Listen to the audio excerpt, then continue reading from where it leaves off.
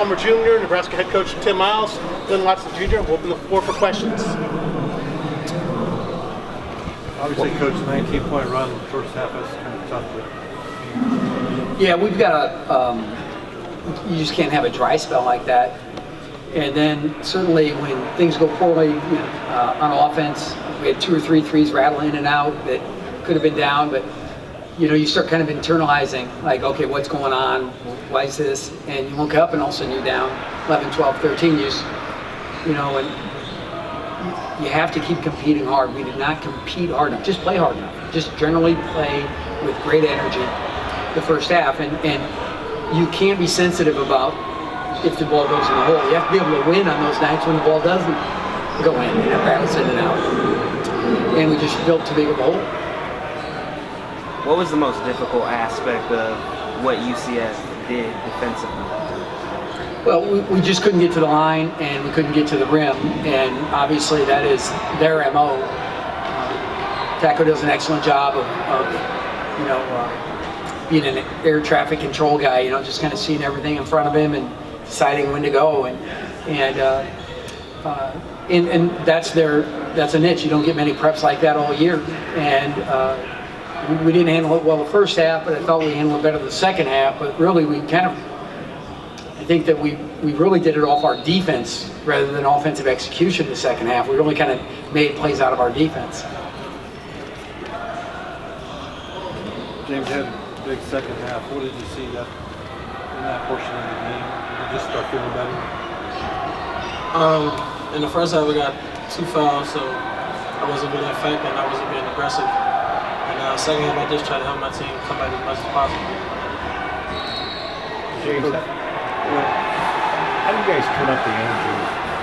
You've had a couple of halves where it's been a tough start, and then you play much better the other half.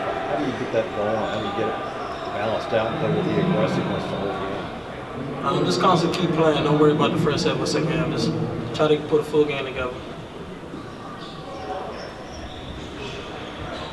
Glenn, when they switched to the zone pretty much full time in the first half, did that kind of slow the offense down, or how did you see the long drought you guys had?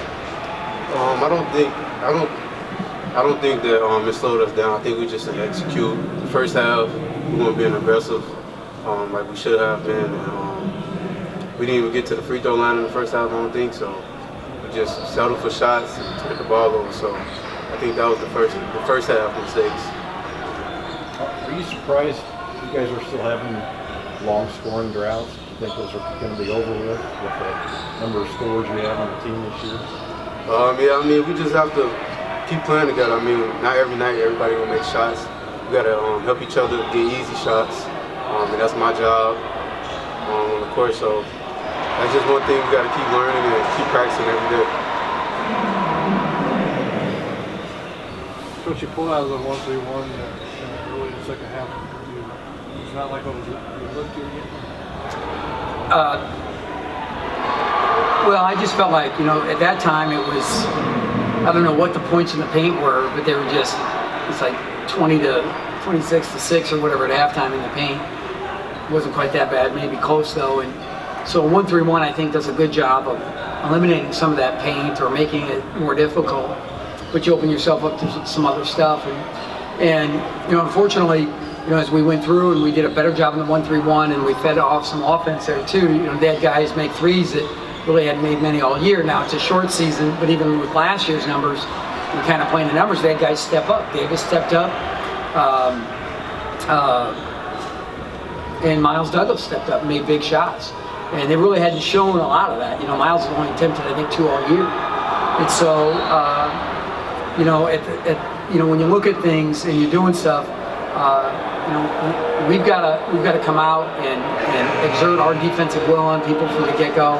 We've got to execute our stuff, and when you look at this, we can't just hang our heads when the ball doesn't go in the hole. And I as a coach, have to look at, okay, where am I getting these shots for this guy and that guy and the other guy? Where can I do a better job of getting better shots? And Glenn hit the nail on the head. Our job is to get each other easy shots, and when we don't do that, we struggle.